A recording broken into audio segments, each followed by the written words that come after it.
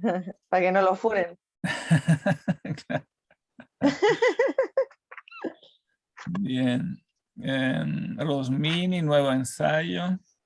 Artículo 3. Parágrafo 51. Bien. ¿Quién quiere leer? Parágrafo 51. Nuestro espíritu no puede prescindir de la idea de sustancia. Estábamos, bueno, aquí estaba hablando de Locke, ¿no? Del hecho que Locke niega la idea de sustancia. Porque no viene, claro, porque él primero plantea las premisas que todas nuestras ideas vienen de la reflexión y de la sensación, ¿no? Y después, como la idea de sustancia no viene ni de la una ni de la otra, entonces termina negándola, ¿no? Como que niega del todo que existe, a pesar de que, claro, confiesa que es el sujeto general de los discursos humanos,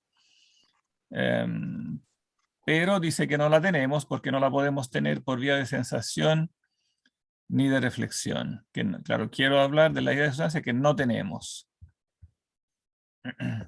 Claro, ya en sí dice él, es curioso que uno quiera hablar de algo que no tiene, porque es como un poquito contradictorio, ¿no?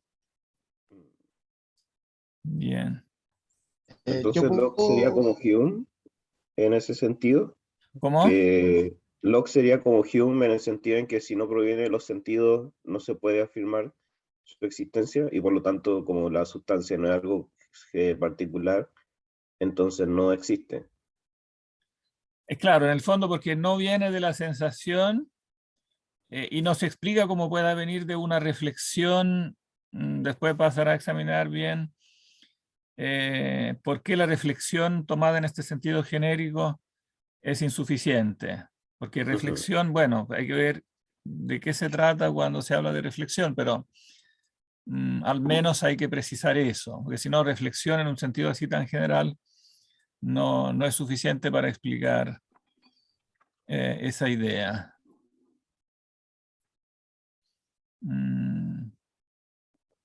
Bien. ¿Quién quiere partir? Yo puedo partir, profe. Eros, perfecto. Sí.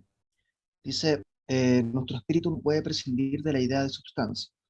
Si Locke, en lugar de ver si la idea de sustancia existe verdaderamente, quería preguntar si puede existir, se habría dado cuenta, por poco que hubiera reflexionado, que no podía no existir. Sin ella los hombres no pueden razonar ni con la mente ni con la lengua. Él mismo reconoce que constituye el argumento general de los razonamientos humanos. Sin ella los hombres no pueden concebir la existencia de una cosa cualquiera, corporal o espiritual. Sin embargo, la conciben. Por lo tanto, el hombre concibe y posee la idea de sustancia. Un respetable filósofo italiano hace a propósito la máxima observación. La noción de sustancia debía causar muchos problemas en los ideólogos. Dice, si llegaban a meditar en buena fe sobre la cuestión. Ellos enseñaban que no percibimos otra cosa sin nuestras modificaciones. De este principio se sigue o bien que no tenemos ninguna idea de sustancia, o bien que esta idea debe estar en nosotros independiente de los sentimientos. El primer supuesto está desmentido por el sentido íntimo y por el mismo lenguaje de Locke y de Condillac. Estos filósofos confiesan que estamos obligados a imaginar un soporte desconocido de las cualidades, es decir, que admiten en el espíritu una cierta noción de sustancia, cualquiera que ésta sea, independientemente de los sentimientos. Dígase lo que se quiera, que es una idea vaga, oscura, es necesario convenir que es el objeto, que es el centro al que se refieren las cualidades y que sin ella no podemos formarnos la idea de un objeto sensible. Claro, sustancia, en definitiva, eso significa un soporte. O sea, es ese algo, ese centro al que se refieren las cualidades. Claro, decimos que algo tiene tales cualidades con la sensación, pero primero para eso hay que tener la idea del algo. Claro, que esta idea que es tan básica que uno puede pasarla incluso por alto, ¿no? Es ese algo ¿no? Es una idea, claro, indeterminada, dirá él. Aquí este filósofo que sería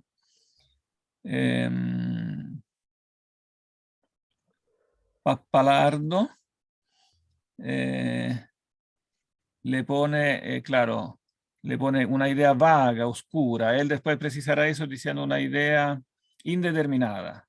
Es una idea indeterminada, ¿no?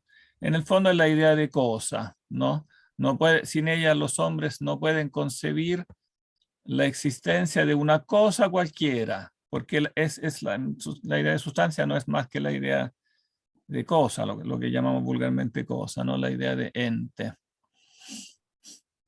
Y entonces, sin ella, todo lo que nosotros predicamos prácticamente no tendría a qué, claro, no tendría el sujeto de qué predicarse, ¿no? Pero la idea misma del sujeto resulta que no viene como tal de la experiencia, o sea, de la sensación.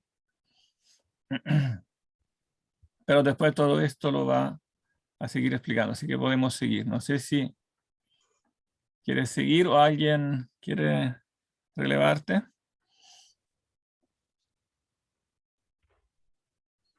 Yo sigo. Dale, dale. Bueno, ¿Por qué la idea de sustancia no puede provenir de las solas sensaciones?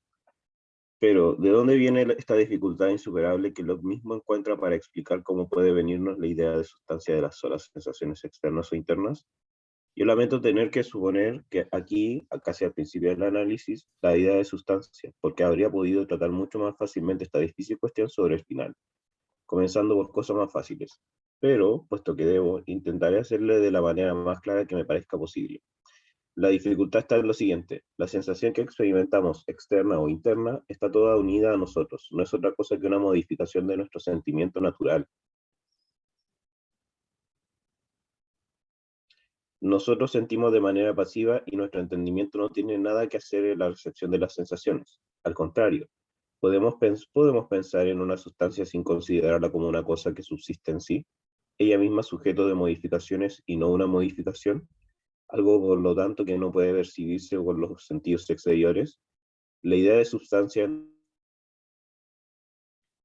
entonces es enteramente distinta de cualquier sensación. Tiene otras cualidades que no tienen nada que ver con esta. Por lo tanto, no puede ser encerrada en la sensación, ni tampoco se la puede encontrar en ella. Pero hay aquí algunas diferencias esenciales entre la idea de sensación y la idea de sustancia. sigue nomás. Primera diferencia: la sensación es un accidente que no subsiste en sí, sino en nosotros. La sustancia subsiste en sí. Segunda diferencia: la sensación es la pasión del sujeto, mientras que la sustancia puede ser el sujeto mismo senciente. Tercera diferencia: la sensación es el efecto de lo que estimula nuestros sensorios, mientras que la sustancia de los cuerpos permanece en el pensamiento una vez quitada todas las cualidades sensibles. De manera que es algo que no está en lo sensible de los cuerpos, porque todo lo que es externo y transitorio se supone ya removido por obra de nuestra mente. Sigue todavía porque sigue con el mismo concepto. En resumen, pensamos la sustancia, hablando de los cuerpos, mediante el siguiente razonamiento: las cualidades sensibles no podrían existir sin un soporte, pero las cualidades sensibles existen. La sensación nos avisa de su existencia. Por lo tanto, existen también el soporte, el sujeto de estas cualidades sensibles que se llama sustancia. Todo lo que hace la sensación es avisarnos de la existencia de las cualidades sensibles. No va más allá. Deducir de ella las necesidades de una sustancia es obra del pensamiento, que la deduce de la siguiente manera: las cualidades sensibles no pueden existir sin un soporte.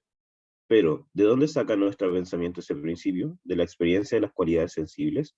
No, porque la experiencia no ha mostrado jamás este soporte, que es completamente insensible. Si este soporte no ha caído jamás bajo los sentidos, ni puede hacerlo, ¿de dónde se argumenta entonces su existencia? ¿Por qué se dice que debe existir? Nuestro entendimiento no puede juzgar tan afirmativamente que existe y que debe existir si, número uno, no tiene la idea de un tal soporte; dos, si no tiene en sí una regla según la cual pueda discernir lo que no puede existir ni sin soporte de lo que puede existir; tres, si no aplica esta regla a las cualidades sensibles y no advierte que son de esas cosas que no pueden existir sin un soporte, sin un sujeto al que pertenece. De aquí que todas las dificultades que se encuentran en explicar el origen de la idea de sustancia, dificultad que Locke sintió incapaz de superar, consiste en no ver ninguna manera como nuestro entendimiento puede hacer un juicio, a saber el siguiente: las cualidades sensibles tienen necesidad de un soporte. Si examinamos las tres cosas que hemos dicho que el entendimiento necesita para poder pronunciar un juicio así, veremos que se pueden reducir a una sola, que no es suministrada por los sentidos. De hecho, lo tercero que indicamos es el acto con el que el entendimiento aplica las reglas a las cualidades sensibles y juzga que necesitan un soporte. Ahora, este juicio, el entendimiento, lo hace tan pronto como tiene, 1, dicha regla, 2, la idea de soporte. Pero la idea de un soporte, idea general e indeterminada, está ya comprendida en la regla. De hecho, supongamos que nuestro entendimiento tiene en sí un principio por el cual entiende que las cualidades sensibles no pueden subsistir solas. A partir de este principio le resulta fácil obtener al instante la idea de soporte, es decir, de alguna otra cosa, sea lo que sea, que está unida a las cualidades sensibles y que le da la posibilidad de subsistir. Todo se reduce entonces a buscar cómo nuestro entendimiento puede tener o formarse una regla o un principio, según el cual está autorizado a juzgar que las cualidades sensibles no pueden existir solas. Ahora, una regla sí es la mayor de un silogismo, y se podría expresar como sigue: los accidentes no pueden existir solos. Regla que se reduce a encontrar repugnante la idea de una cierta especie de cosas percibidas que se llaman accidentes, consideradas por sí solos, con la idea de la existencia. Al analizar esa regla, encontramos entonces, 1, los accidentes, y 2, la idea de existencia. Los accidentes solo nos son dados por las sensaciones porque no son sino las cualidades sensibles. Por consiguiente, lo que no nos es dado de ninguna manera por las sensaciones es la idea universal y pura de existencia, que se mezcla justamente en todos nuestros razonamientos. Con esta idea de existencia repugnan los accidentes separados y solos. Resumamos lo que hemos dicho. La idea de sustancia de los cuerpos externos no se puede tener sino mediante un juicio del entendimiento. Este juicio del entendimiento es formado mediante una regla. Analizada esta regla, se encuentra que resulta y se compone de los elementos a saber, 1, de los accidentes y 2, de la idea de existencia. Los accidentes se obtienen de las sensaciones. Por el contrario, la idea de existencia es una idea universal que no nos puede venir de ninguna manera por los sentidos. Por eso la idea de la substancia queda sin explicar, suponiendo que todas nuestras ideas no vienen de las solas sensaciones. Bien. Es bastante claro, pero quizás alguien lo quiere resumir.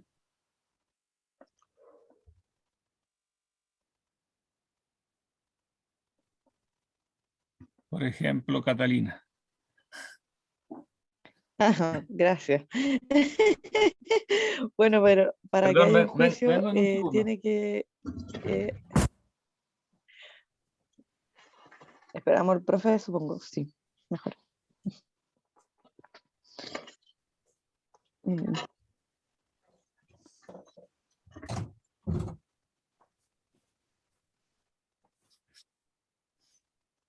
Ya.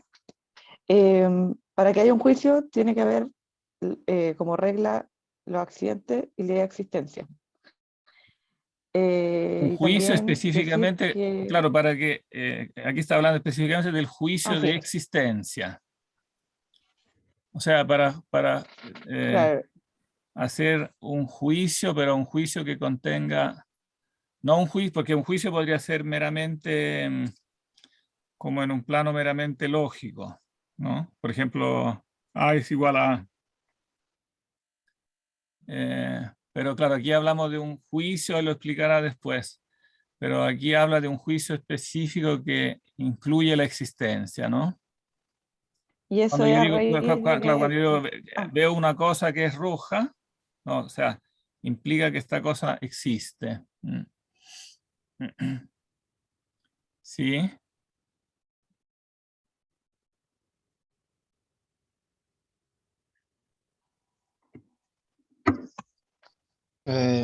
Sí, o sea, solo quizás para agregar eh, que, que esa regla le pertenece al sujeto, como esa idea de soporte que habla, que es como condición de posibilidad. eh, eh, no sé si arriesgarme a decir esto como la experiencia de los sentidos, o sea, de las cualidades, de la atribución de cualidades a un determinado objeto. Espera que eh, se me perdió una palabra. ¿Cómo dijiste? Condición de posibilidad. eh, que la experiencia sensible. Repite toda la frase porque se me perdió un verbo. Que la idea de soporte que está en el sujeto, de cierta manera es como condición de posibilidad, no sé cómo decirlo, nuestra experiencia con los objetos sensibles.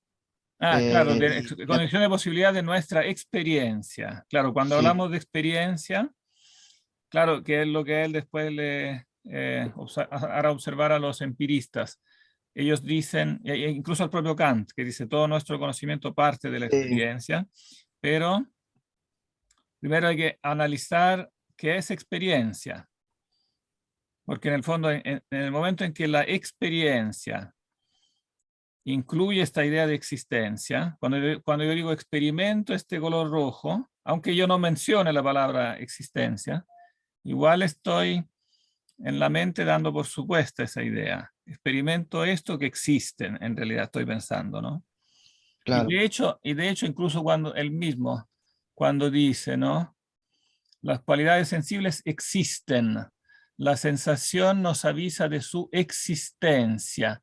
Él mismo está, ven que sin darse cuenta, esta idea es tan básica, no solo es tan arraigada, que incluso en el momento que queramos prescindir de ella, la metemos sin darnos cuenta, porque él mismo que está diciendo que la sensación no es suficiente casi se está contradiciendo aquí, porque el mismo que quiere sostener que la sensación no basta para darnos esa idea de existencia, ¿no? Entonces no es la sensación, hablando estrictamente, que nos avisa de su existencia. Digamos, la sensación nos transmite ciertas cualidades, pero cuando nosotros a esas cualidades le atribuimos con la mente la existencia, ya eso es ir más allá de la sensación. Lo mismo cuando decimos, las cualidades sensibles no pueden existir sin un soporte. No, lo mismo, o sea, claro, en esta regla, las Como que cualidades lo sensibles no pueden empírico, existir, ya estamos introduciendo esta idea de existencia, ¿no? profe, ¿Mm? ¿no era eso que hablábamos de la predicación del ser en otro ramo? Claro, claro. En el fondo esto es la predicación del ser, ¿no? Y que ontológicamente distinto a los datos empíricos, en el fondo. Como Claro, que es que, distinto a los datos empíricos como tales. Distinto en el sentido que los distinguimos mentalmente, porque en la realidad, claro, digamos, evidentemente las cualidades están en el ser, ¿no? Pero mentalmente es distinto. es como una especificación del ser. Claro, y es una especificación del ser, ¿no? Y entonces no podemos pensar que la idea del ser la sacamos de las especificaciones del ser, porque Claro. evidentemente la idea del ser la tenemos que tener antes para que podamos pensar esas especificaciones como de algún ser, ¿no? O sea, la especificación tiene que ser de algo, ¿no? De algún ser. Y claro, resulta que no nos damos cuenta que entonces este algo del que hablamos, al que le atribuimos las sensaciones, en realidad no es objeto él de la sensación. Él es insensible. No sé si en castellano les suena esta palabra. En italiano está usando tal cual, insensible. O sea, sería no sensible. No, Puro, ¿no? no, claro, no objeto de los... Porque insensible en castellano puede significar que no tiene sensibilidad. Una persona insensible que no tiene sensibilidad. Pero aquí obviamente es la cosa que no es objeto de sensación, ¿no? No sé si existe otra palabra más precisa en castellano que ustedes sepan. Mm, Quizás intangible, Quizás quedaría mejor intangible, sí, porque sí. no se puede contactar con los sentidos. Claro, intangible. Claro, en el sentido que no cae, claro, evidentemente se toma el tacto como intangible, se toma el tacto como representante de todos los sentidos, que digamos que no es tangible, que no ha caído bajo los sentidos, aquí lo define, claro, ni puede hacerlo. Y entonces, ¿dónde se argumenta su existencia? ¿Por qué se dice que debe existir?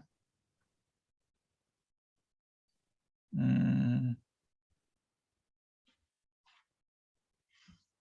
Claro, no la existencia, aquí quizá habría que aclarar, no la existencia del soporte en abstracto, evidentemente, porque el soporte en abstracto es una idea abstracta. Entonces no es que la idea abstracta exista, pero cuando a la cosa sensible le atribuimos esa idea de la existencia, entonces estamos haciendo un juicio que involucra el ser, ¿no? El ser universal, ¿no? Le estamos predicando de este ente particular, el ser universal. Y en cuanto a universal, no, entonces no nos puede venir de ninguna manera de los sentidos, claro, porque los sentidos en sentido estricto, todo lo que captan necesariamente es particular, ¿no? No sé si queda claro. En todo caso sigue explicando lo mismo. Aquí lo quiere explicar de la forma más como amplia posible, ¿eh? No sé si hay voluntarios para seguir. Ya, me toca. Le toca a Catalina. Perfecto. Parece. Bien. Estamos en 55, ¿o no? 5. No. Sí. Sí, ya. Dice artículo 5. ¿Cómo la dificultad que se encuentra al asignar el origen de la idea de sustancia es la misma que propuse bajo otra forma? 55 entonces. La dificultad que se encuentra al deducir la idea de sustancia nace de la necesidad de un juicio para hacerlo. Juicio para el que a su vez se necesita poseer una idea universal que no se pueda obtener a partir de los sentidos, la idea de existencia. Ahora bien, reflexionando bien, la dificultad que indiqué al explicar el origen de las ideas consistía justamente en eso mismo, ya que hice ver que toda la cuestión consistía en la siguiente pregunta. ¿Cómo es posible nuestro primer juicio? Suponiendo que no tenemos previamente ingénita ninguna idea universal. Y en verdad, ¿es posible que comencemos a juzgar sin poseer ni siquiera una idea universal, siendo que todo juicio es una operación del entendimiento, en la que se hace uso de una idea universal y por lo tanto se presupone tenerla, mientras que no se puede usar lo que no se tiene? Antes de que tengamos ideas universales, entonces, es imposible que juzguemos de ninguna sensación nuestra ni de una causa que la produzca en nosotros. Ahí lo dije mal. Que juzguemos de ninguna sensación nuestra ni de una causa que la produzca en nosotros. Que suena Pero bien en si nuestro castellano espíritu esto. carente... Que juzguemos de ninguna sensación. ¿Sí? Que juzguemos sería acerca de. Sí, está bien. Está bien. Claro. No sé si está bien, lo que pasa es que lo tengo subrayado y veo medio...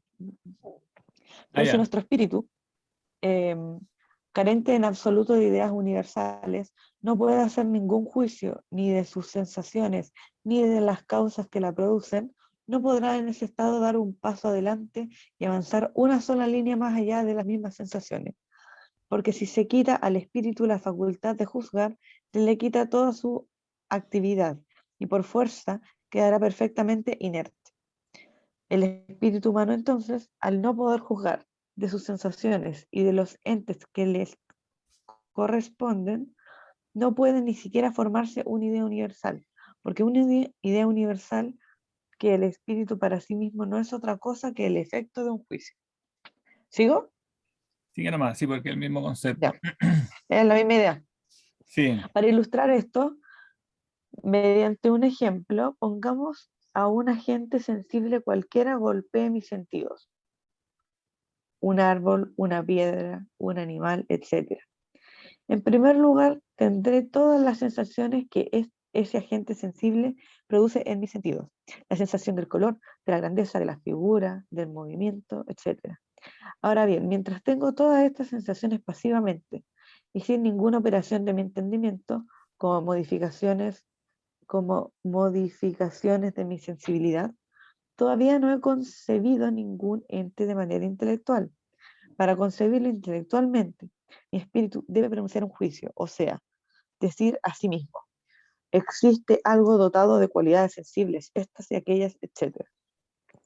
Es decir, cualidades percibidas por mis sentidos. Ahora bien, al pronunciar un juicio así, no hago sino atribuirle la existencia a algo real, del que solo he percibido sus cualidades sensibles mediante los sentidos, y así percibo el ente mismo intelectualmente. La idea universal de la que hago uso en este juicio es la idea de existencia, y si no la tuviese previamente, sería imposible aplicarla a mis sensaciones. Por lo tanto, no podría pronunciar el juicio anterior. Existe el ente dotado de cualidades sensibles que percibo. No podré percibir nada con el entendimiento, porque percibir algo con el entendimiento no es otra cosa que juzgar algo que existe. Pero esta idea universal de existencia o de ser no puedo tenerla por las solas sensaciones que la contienen, porque no son sino modificaciones del ser. Al no tener por ello el ser por sí solas, porque no pueden percibirse intelectualmente como estando solas, sino en otro, es decir, en el ente, o sea, la sustancia, enteramente distinto de ellas. Aquí está toda la dificultad confesada por el mismo Locke, cuando la encontró en el camino al querer deducir la idea de sustancia a partir de la sensación. Bien, noten la diferencia que es importante entre sustancia y existencia. ¿Se entiende cuál es la diferencia? La dificultad que se encuentra al deducir la idea de sustancia nace de la necesidad de un juicio para el cual se necesita la idea de existencia, ¿no? O sea, la idea de sustancia es la idea de una sustancia particular, ¿no? Siguiendo el uso escolástico, digamos, de la usía aristotélica. La usía como sustancia primera es una sustancia particular, ¿no? Y aparentemente ese es nuestro primer juicio. Decimos aquí hay una sustancia, o en términos coloquiales, aquí hay una cosa. Aquí hay una cosa, ¿no? Pero resulta que esta idea particular, como la ha llamado él en los capítulos anteriores, presupone una idea universal. Para yo aplicársela al particular, debo primero tenerla en universal. No puede ser al revés. No puedo sacar, digamos, la idea universal de la particular, porque la idea particular es una composición, donde a esta cosa aquí le atribuyo la idea de cosa, o sencillamente la idea de ser, ¿no? Entonces tengo que poseer una idea universal, ¿no? Se necesita poseer una idea que no se puede obtener a partir de los sentidos. Por eso mismo que es universal, no puede venir de lo particular, que son los sentidos. Y por eso toda la cuestión, en definitiva, toda la cuestión que irá analizando en toda la obra, en todas las siguientes 999 páginas, todo gira en torno a esto, ¿no? ¿Cómo es posible nuestro primer juicio? Suponiendo que no tenemos previamente ingénita ninguna idea universal, ¿no? Y obviamente la respuesta es imposible. Es imposible, ¿no? Nuestro primer juicio si no tuviéramos ingénita, o sea, innata, ninguna idea universal, ¿no?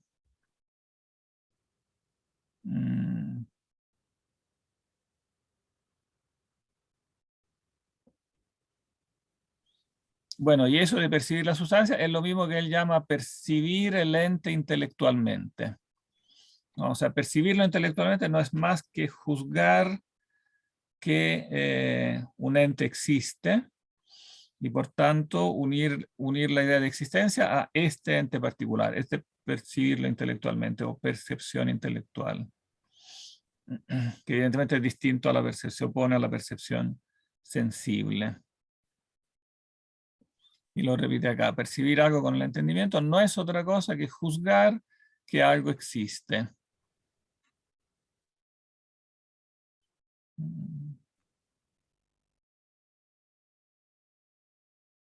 Al no tener por ello el ser por sí solas, porque no pueden percibirse intelectualmente como estando solas, las sensaciones, sino en otro.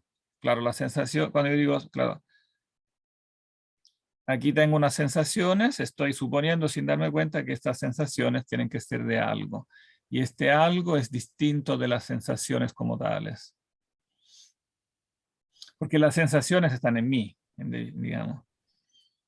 Y claro, puedo de esas sensaciones deducir que ese algo tiene ciertas cualidades, ¿no? Pero la idea de algo es de por sí distinta de sus cualidades. Profe, ¿Sí?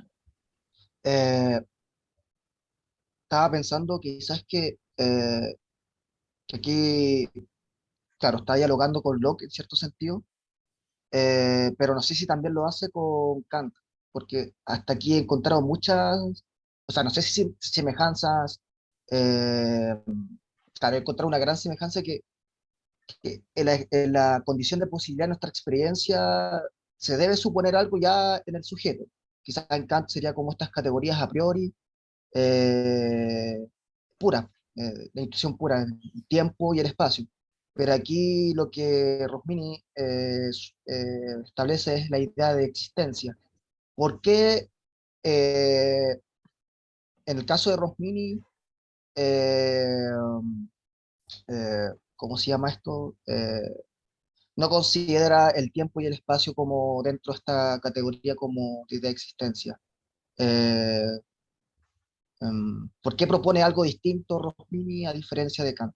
Eh, no sé Bueno, si- obviamente eso lo explicará ampliamente, ¿no? Porque después sí. dialogará ampliamente con Kant. Pero anticipando un poco, él quiere, claro, su método consiste en ver qué cosa exactamente hay que postular como innato. O sea, porque no tiene, claro, contra Locke él dice, hay un pecado de defecto, o sea que Locke no supone suficientemente innato, ¿no? Y con Kant el discurso va a ser más complicado porque va a decir que Kant, por un lado, supone demasiado innato y por otro lado, este innato no es suficientemente objetivo, como lo explica Kant, para que corresponda a este concepto verdadero de universalidad, ¿no? O sea, él le reconoce acá, le reconocerá, porque eso lo dirá, después lo explicará ampliamente, le reconocerá a Kant que Kant captó la necesidad del a priori, claro, por lo tanto de lo innato, aunque lo dice con otra palabra, es lo mismo, ¿no? O sea, reconoce la necesidad de lo innato, de lo a priori, incluso demasiado. Hay demasiado de innato, ¿no? Todas estas categorías innatas que hay en Kant son incluso muchas, ¿no? Pero al mismo tiempo no son suficientemente objetivas. O sea, como Kant las plantea, no son objetivas. Y eso entonces mete a Trump en un, a, Trump, a Kant en una trampa, mezclé Kant con Trump, mete a Kant en una trampa extraña, porque claro, por un lado está del lado, diríamos, de los racionalistas que admiten el a priori, o de los platónicos si prefieren. Por un lado está del lado de Platón, que admite el a priori, pero por otro lado está vinculado a este dogma empirista de que todo viene de la experiencia. Y como la idea de sustancia no viene de la experiencia, finalmente Kant quedará entrampado en una trampa parecida a Locke, porque cuando Kant te niega que tú puedas decir que las cosas en sí existen, no dar juicio sobre las cosas en sí, se entrampa en lo mismo, que está diciendo que no, entonces no puedes tener la idea de una sustancia como sustancia en sí, ¿no? Porque la idea de sustancia es algo, o sea, imagina el a priori como algo subjetivo, en definitiva, ¿no? O sea, el a priori está, pero es subjetivo. Entonces, si el a priori está, hasta ahí vamos bien, pero si tú dices que es subjetivo, entonces cortas toda relación con el ser, o al menos con el ser que no eres tú, y todo se va entonces encerrando como en el sujeto. Entonces, Claro. claro, Kant por eso tiene esta como doble vertiente. Esto es un problema más enredado el de Kant. Por eso él Profesor, después le dedicará toda un análisis. ¿Sí?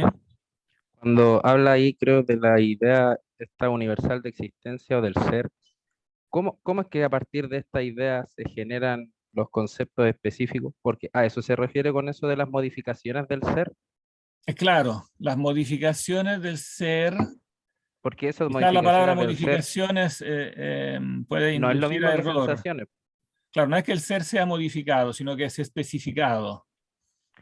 Pero ¿cómo se relaciona eso con las sensaciones? Porque dice que estas solas sensaciones no son sino modificaciones del ser.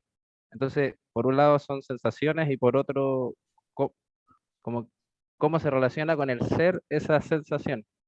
Ah, tienes razón. Aquí se expresa de un modo impreciso. No puedo tenerla por las solas sensaciones que no la contienen. ¿Me entiende la Ah, no, pregunta? está bien, sí. Sí, es solo, no, como decía antes, es la palabra modificaciones que puede inducir a error. Claro, no es que el ser se modifique, porque en el sentido estricto, eh, solamente las cosas físicas se modifican, ¿no? Claro, Entonces, claro, cuando yo recibo una sensación, también mi cerebro se modifica, pero una cosa es la modificación de mi cerebro y otra cosa es la como especificación. Claro, aquí se podría agregar una nota, solo que como tenemos ya las notas, a ver, deberíamos poner otro tipo de nota, insertar nota al final, claro.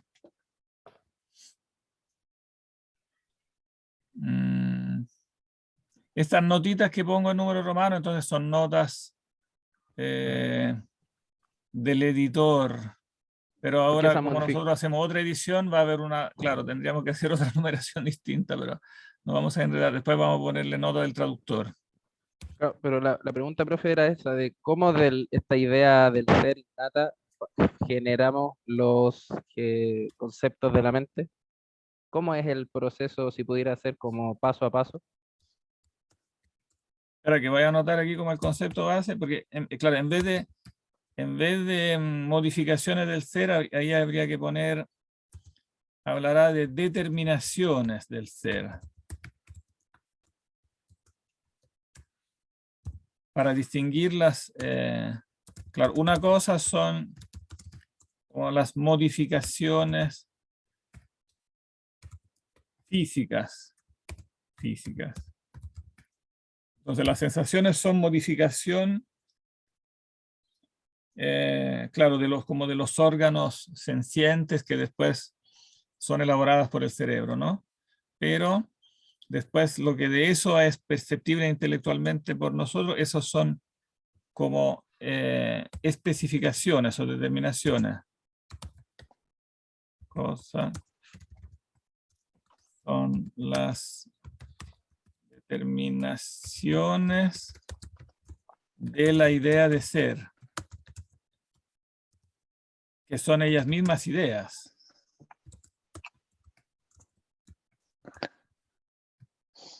O sea, son otras ideas más determinadas. No, no sé si era eso que Sí, yo creo que, preguntabas. claro, Claro, sí, porque hay que distinguir las modificaciones de las determinaciones.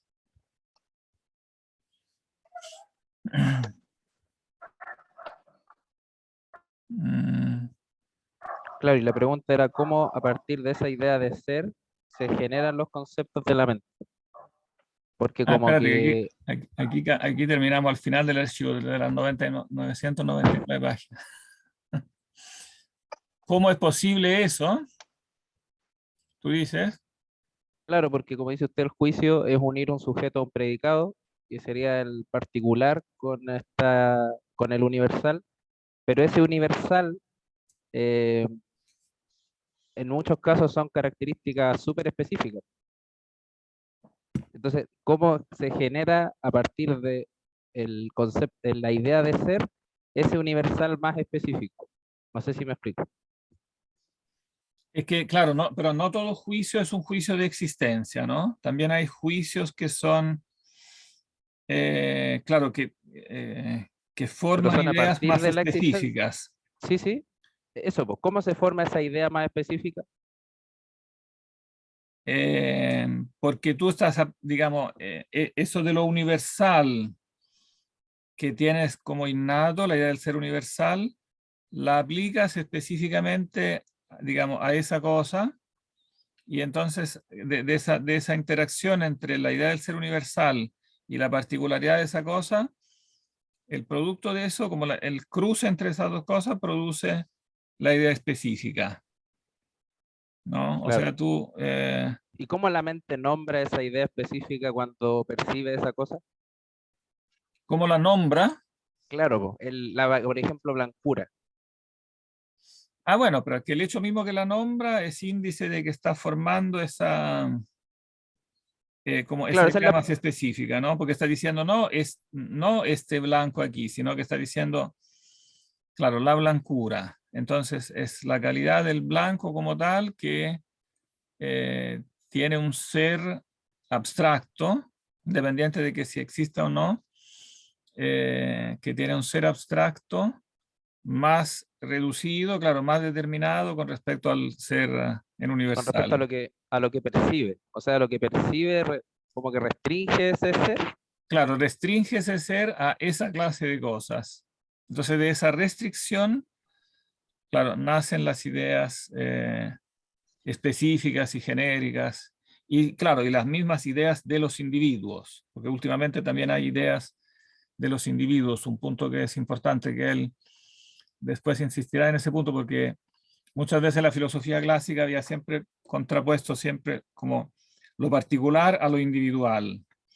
Pero a veces cuando habla de lo individual, en realidad está hablando no de entes concretos individuales, sino que de ideas de individuos. Y entonces también hay que tener una palabra para mencionar la idea del individuo, para no confundir nunca la idea con el individuo mismo. Una cosa es la idea de Gabriel y otra cosa es Gabriel. Claro, él la llama idea particular, ¿no? Pero sería idea del particular, o sea, idea de ese individuo particular, considerado como puro objeto de la mente, ¿no? Independiente de que si después existe. Gracias, profe. Ahora nos corrimos tan al fondo que me perdí. Ahí. Tenemos todavía, porque se tienen que ir a clase algunos, pero tenemos todavía unos 10 minutitos. Solo que tenemos que encontrar dónde está este asunto de las notas al final. A ver. Hay que buscar.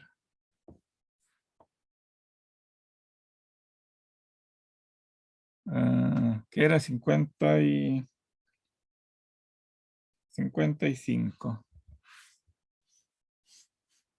Ahí sí. Son cómodos estos numeritos porque esos numeritos son progresivos en toda la obra. En toda la obra.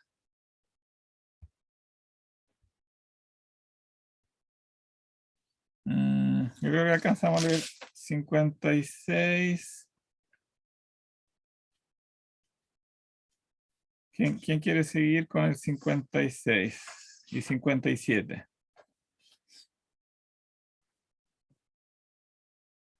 Voy a leer, profe.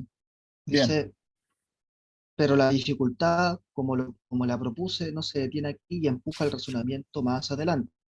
Es cierto por la observación que el entendimiento no percibe nada sino mediante un juicio interior con el que se dice a sí mismo, esta cosa existe. Es cierto también que para pronunciar un juicio así se debe de estar provisto de la idea de existencia que añada las cualidades sensibles percibidas con los sentidos. En primer lugar, esto es un nudo insoluble por quienes quieren deducir todas las ideas a partir de los sentidos. Este nudo se encuentra en la formación de cualquier idea, en la formación de la idea del árbol, de piedra, de animal, tan determinado como se quiera, etcétera. Porque en la formación de estas ideas y también en las percepciones intelectivas se requiere siempre un juicio con el que se haga uso de la idea universal de existencia, ya que con esa idea se pone algo como existente, pero la idea de existencia no se puede obtener de las cualidades sensibles, porque éstas no se pueden entender como existentes sin pensar que la existencia que no se puede predicar de las cualidades sensibles si no se las concibe en alguna otra cosa que no cae bajo los sentidos. Por lo tanto, también la formación de las ideas particulares, o mejor dicho, de las percepciones, es inexplicable sin suponer existente en nosotros la idea universal de existencia, solo con la cual podemos formarlas. De aquí Espera un podemos espera un dar... segundito. Faltan 5 minutos, entonces claro, no.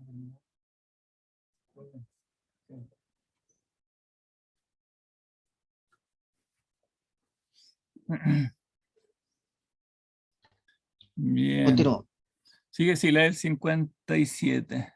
Sí.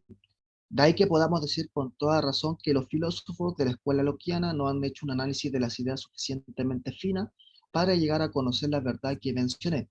Es decir, que no se da ninguna idea, aunque se refiera a algo particular, que no contenga en sí un universal y al menos de la idea de existencia.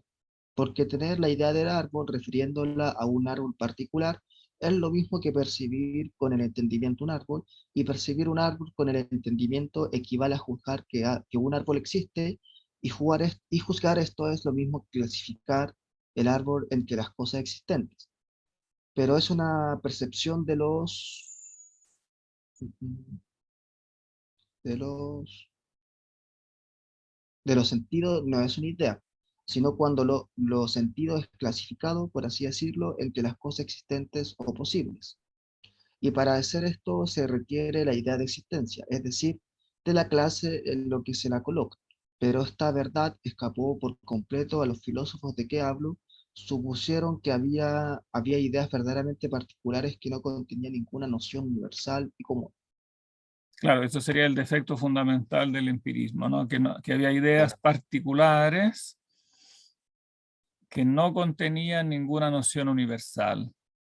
Pero esto no puede ser porque precisamente lo que califica la idea, ¿no? Una percepción de los sentidos no es una idea, sino cuando lo sentido es clasificado entre las cosas existentes o posibles, ¿no? Y para hacer eso hay que entonces hacer una abstracción del propio lenguaje que usamos, porque cuando decimos los sentidos, ¿no? Y lo expresamos en palabras, los sentidos, ya lo estamos clasificando, ¿no? Entre las cosas existentes o posibles. Entonces tenemos que hacer como retroceder al momento en que hicimos esa conexión entre los sentidos puro, bruto, sin idea, y su unión con la idea. Pero es una operación tan primitiva que hacemos con la mente, es tan la primera operación que nos cuesta mucho retrocedernos al momento como anterior a ella. Y por eso metemos como la idea de existencia, suponiendo que está en algo particular cuando fuimos nosotros, digamos, que lo metimos mediante nuestro a priori, ¿no? Profesor, ¿Sí? se supone que más adelante, ¿cómo fundaría la idea de que esta idea de existencia es infinita? ¿Cómo? Más adelante, me imagino que va a fundamentar la naturaleza infinita de esta idea de existencia, o Sí, después solamente. en la parte sistemática lo hará como ordenadamente en forma positiva, digamos. Pero yo encuentro que hizo muy bien en permitir a la parte sistemática esta parte refutativa, donde va refutando Locke, etcétera, va analizando después también Platón, Aristóteles, porque con el contraste de lo que han dicho antes se ve por qué, digamos, se ve dónde está fundamentado en realidad, ¿no? Si lo hubiera fundamentado solo en positivo sin refutar a nadie, no se habría visto toda claro, toda la fuerza de la idea que está planteando, ¿no? Que en sí es una idea sencilla, ¿no?